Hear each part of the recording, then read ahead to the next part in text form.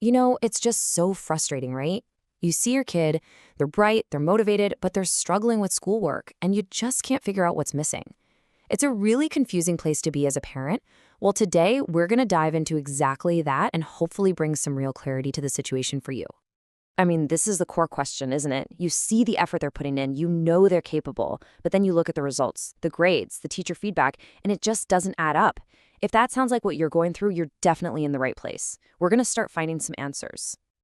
I love this quote because it really sets the stage perfectly for this conversation. The goal here isn't to find something wrong with your child. It's about understanding how their unique brain is wired. Because once you get that, you can give them the kind of support they actually need to thrive. Okay, so here's our game plan. We're going to walk through this together, step by step. First, we'll look at the struggle itself. Then we'll talk about the brain, not blame. We'll cover key signs to watch for, what the path to getting clarity looks like, and then wrap up with some common questions and real answers. All right, let's kick things off. So what does this struggle actually look like day to day? It's almost never about just one tough homework assignment or a single bad test grade. It's usually a much deeper pattern, something that points to how your child's brain is fundamentally processing information. And this struggle can pop up in all sorts of ways. Maybe it's trouble with reading, like sounding out words, or it could be trying to organize their thoughts for an essay. Maybe it's math concepts that just won't click, or something as simple as remembering a list of instructions you just gave them. And the most important thing to remember here is that this has absolutely nothing to do with how smart they are or how hard they're trying.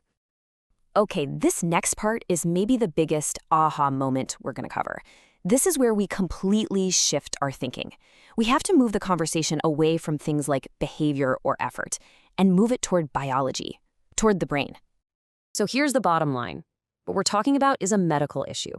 A learning difficulty isn't just a vague term. It's defined by actual, physical differences in how the brain is developed or how it functions. This isn't a choice. It is not a character flaw. It's neurology, plain and simple.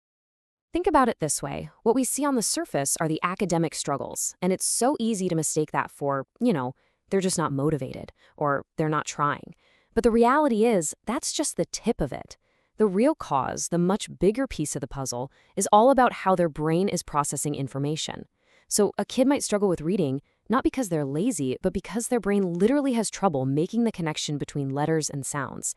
And once you get that, well, that changes everything. So, what are we actually talking about here?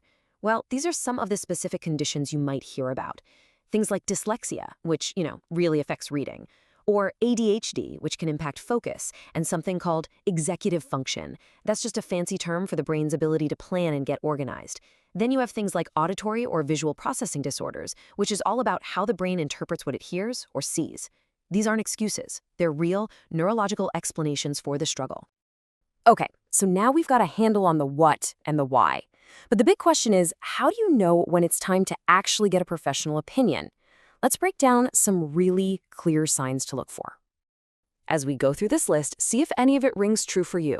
Are you seeing consistent trouble with schoolwork, even though you know they're putting in the effort? Are they falling behind their classmates for no clear reason? Are there obvious signs of trouble with attention or memory? Or maybe you're seeing them get more and more anxious or frustrated about learning. Oh, and being born prematurely can also be a risk factor to keep in mind.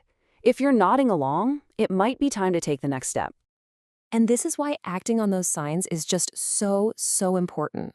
Because the sooner you get some clarity on what's going on, the sooner you can get the right strategies and support in place.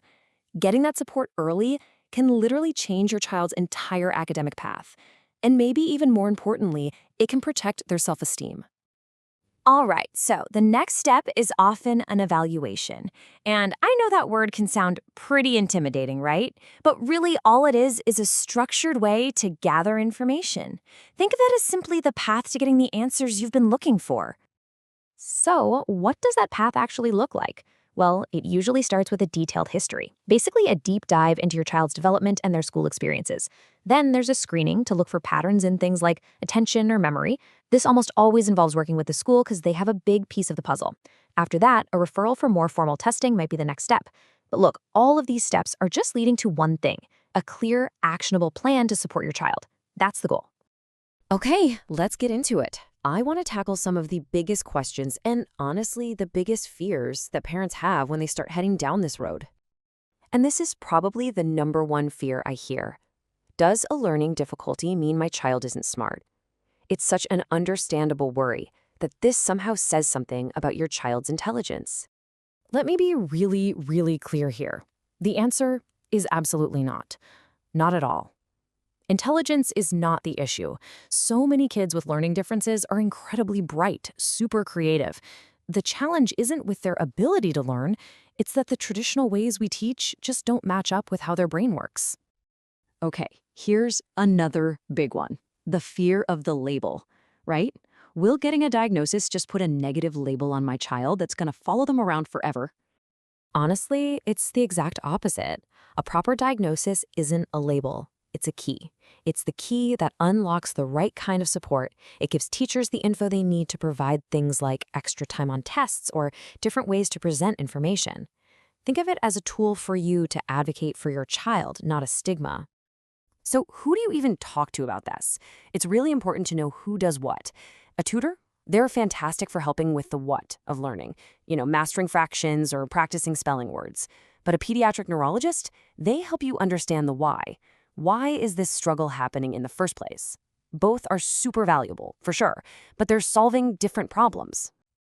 And that really brings us to the main point of all of this. Once you understand the why behind the struggle, once you get to the root cause, you can finally stop just guessing. You can stop focusing on the problem and start building real solutions that are tailor-made for your child's unique brain. So I want to leave you with this final thought. Just imagine, what kind of amazing potential could your child unlock if they were finally supported in the exact way their brain learns best? Because this isn't about fixing something that's broken. It's about unlocking a potential that is already there, just waiting for the right key.